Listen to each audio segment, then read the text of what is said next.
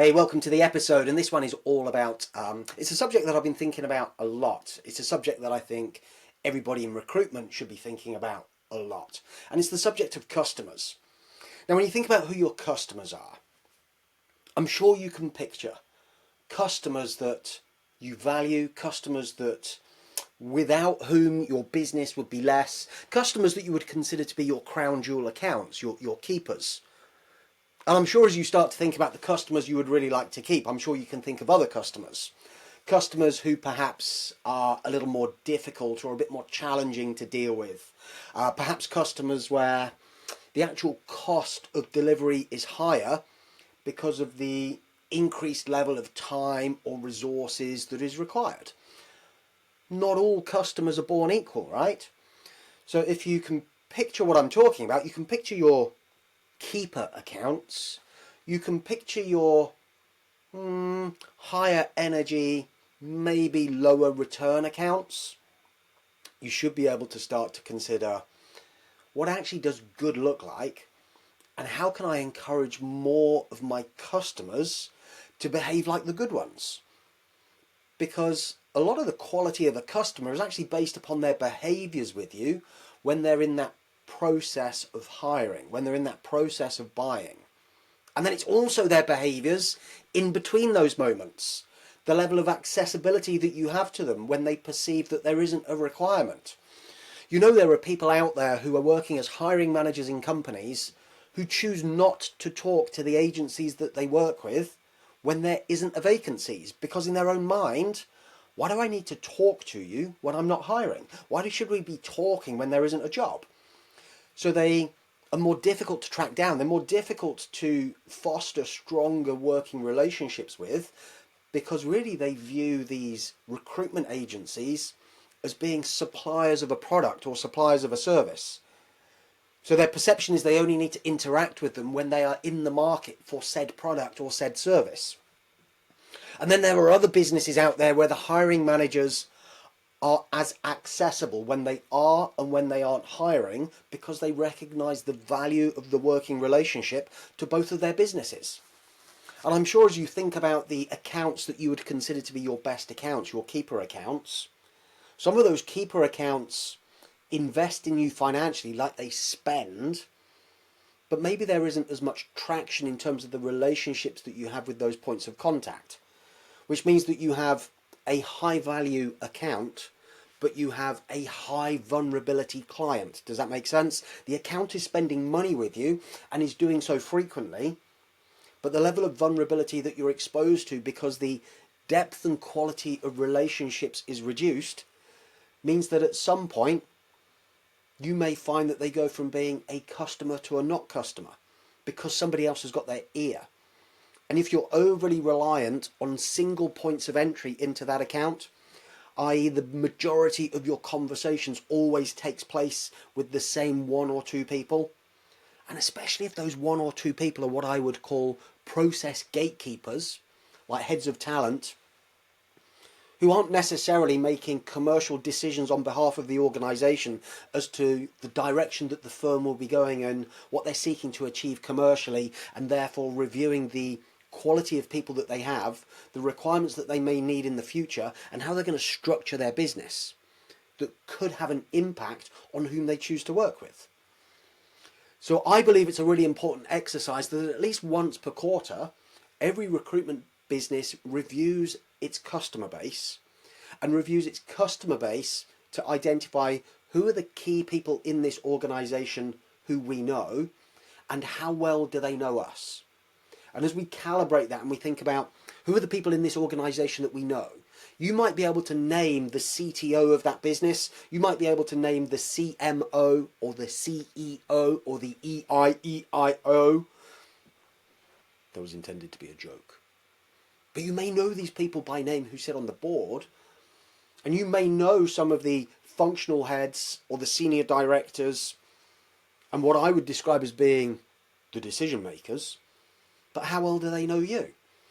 Like if you were to write down a list of, let's say you wrote down a list of the 10 most important people in your network, many of the people that you write down, I'm sure, will turn out to be people within your client base. if we were to turn to those people and ask them to write the same list. Like if we were to ask the managing director of your key account, if we were to ask the CTO of your keeper account, who are the 10 most valuable people in your network, would you be on their list? And if you weren't on their list, what do you feel you could be doing now so that in another 3 months you are more likely to be on their list? And we can only really do this if we put meaningful thought into who are all of the organizations that we would consider to be customers. How well do we believe we rank for our level of knownness associated with certain business outcomes with the key people in that business that we would call hiring managers and decision makers and process gatekeepers?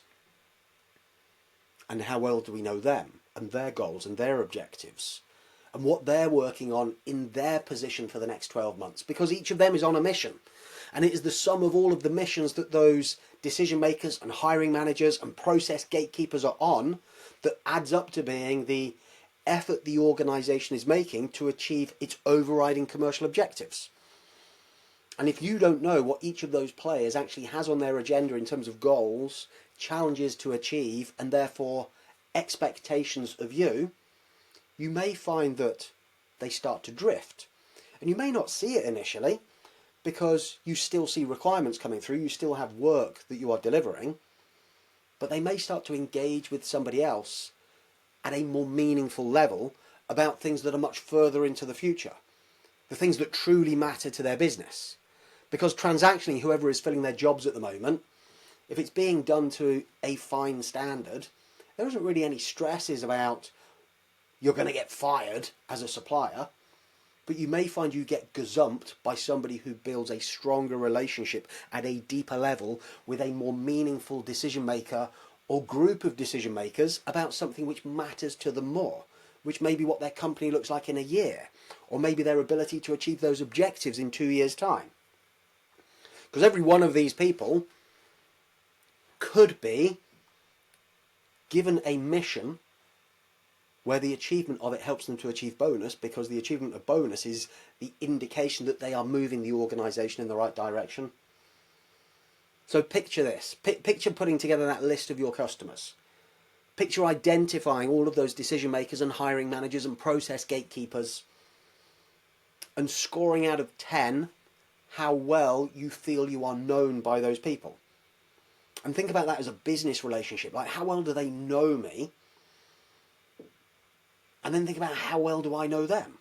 And it may be that you feel that you know them an 8, but with deeper thought you realise that they know you as a 6, or maybe vice versa.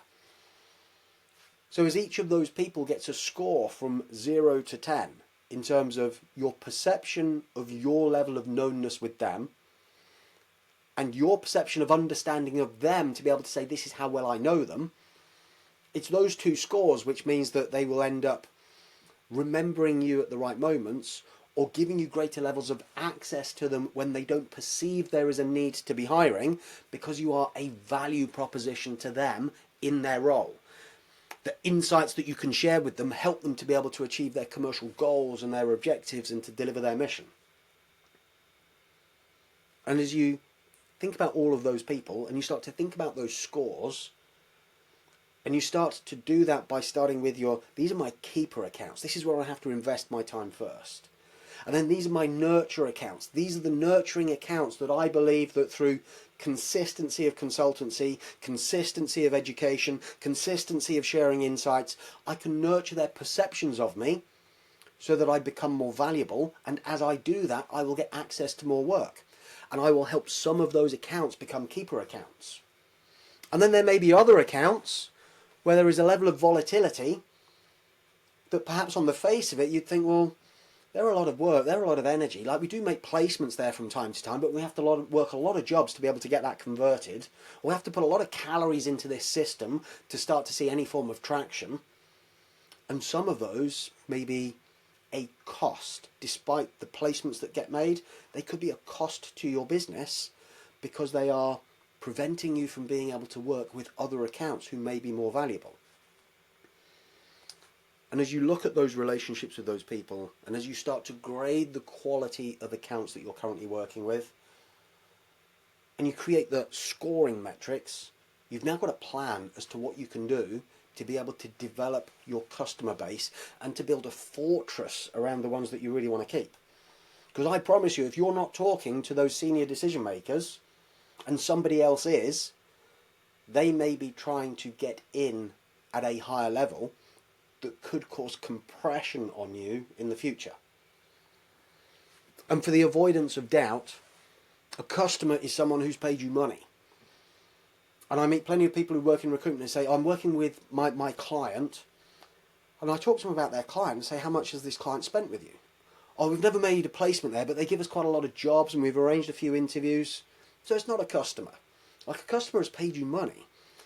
And in my opinion, a customer is somebody who, when you give them advice, they take heed of your advice and they act on it. And if we can build a portfolio of customers, people who spend money, people who take our advice, people who take action on it, we want to keep them, right? I'd heard a stat that was shared that the typical recruitment agency loses 50% of its customers per year. And I don't interpret that as meaning the agencies get fired. I don't want you sat there thinking, well, that's not me because we've never been fired by a client. But I think they lose them because they get busy with the next new account. They get busy with other customers.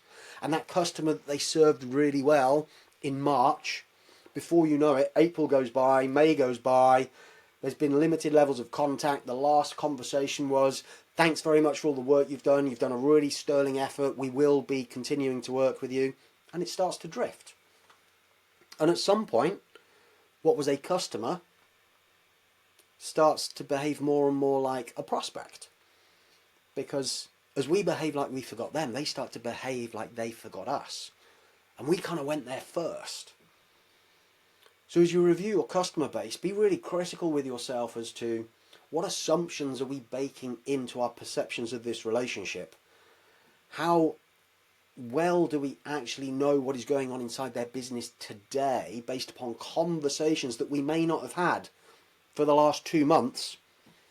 And how do we get ourselves back front and centre as being a partner of choice rather than a supplier on a list?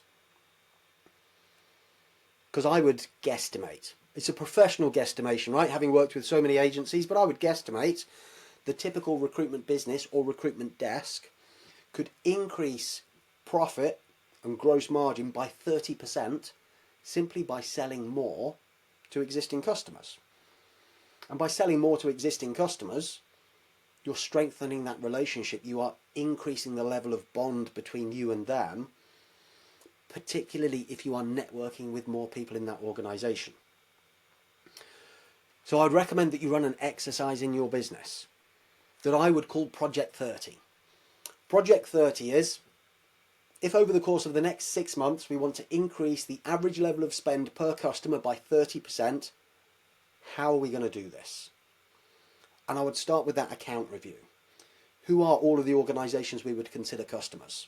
Who are the people that have spent us money? Who are the ones that actually pay attention to our advice and take heed on it? Who are the ones that we feel we have consistent access to? Who are the ones who treat us like a supplier and we only get access to them when they are hiring? Who are the ones who treat us like a commodity supplier because we don't even get access to the hiring managers at the point that they're actually going out to market to find people? And as you start to grade those customers, you start to look at the relationships that you do and you don't have with the people who you would consider to be decision makers at the top tier, hiring managers who ultimately every day get to enjoy the byproduct of working with you, which is having better quality people in their business. And who are the people who administer that? Who are the people who are the gatekeepers of the process?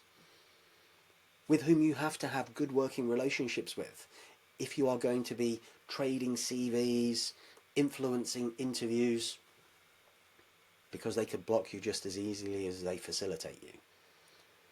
And as you identify those people and you give them those scores and you start to think about, right, this person here, I feel my level of knownness with them is currently rocking a 5. And I feel my level of understanding of them in return is a 4. So I now know that they know me a 5 out of 10 and I know them a 4 out of 10. I can start to think about what will I need to do to be able to influence both of those numbers to be able to go up. And maybe there are others where I feel it's a 9. I know them a 9. I know so much about their role, their goals, their objectives, where they're going. We've placed 4 people into their department. I've got total fluency with the structure of what they're doing and what they're seeking to achieve over the next 12 months. That's a 9. But when I think deeply about how well do they know me, I'm not entirely sure they know how I do what I do. They're very impressed with the results that I generate. I don't think I've ever really lifted up the bonnet to show them this is what it actually takes to be able to deliver these results.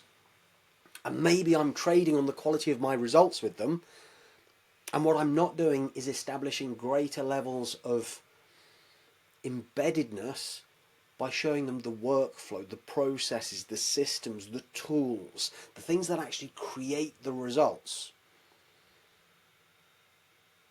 And if you're not doing that, all they can do is to say, hey, you're a great recruiter, you find really good people for me, I don't know how you do it, but they're amazing.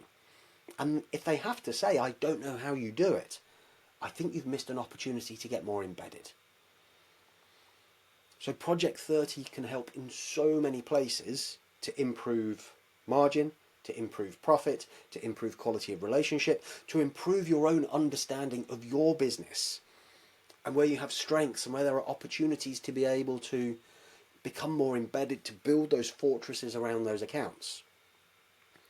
And as you start to have more clarity on those things, you can start to make it a non-negotiable part of your working week, to invest time and energy to focus on developing those relationships in a two-way fashion with all of the key stakeholders. Not the principal, not the primary contact, but all of those key stakeholders.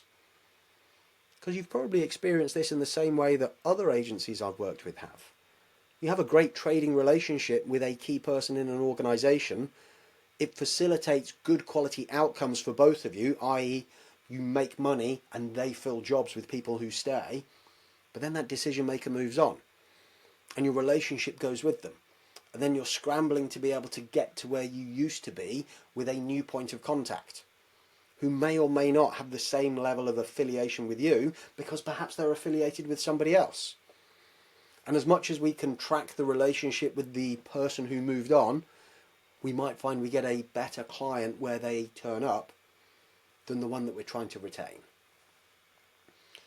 So I trust you can all visualize the way that I'm describing that. I would recommend creating something which is a visual that you could have on a wall that helps you to be able to look at the game board of your clients and the clusters of people that you have different qualities of relationship with, to start to be able to set the tone and to set the communication plan as to how you're going to be able to maintain the really strong ones, how you're going to develop the ones where there is an opportunity to improve, and how you start to make some judgment calls about some of those accounts that can keep you and your team really busy, but maybe don't produce the level of results that you would like to see in terms of net fee income. If you have any questions about the way that I'm describing any of these things, you know where to find me. I've got a couple of tools that you may be interested in looking at. One which would help you to be able to track the quality of relationships that you build with people in the form of a matrix, and another tool which is a light version of an account development plan that you could start to point at all of your existing customers to come up with your 5-point plan as to what you're going to do to be able to develop more business from them or to be able to retain that position. So if you want copies of those, you know where to find me. As always, any feedback, any thoughts on the things that I share in the podcast is greatly welcome. And other than that, I'll see you on another episode soon.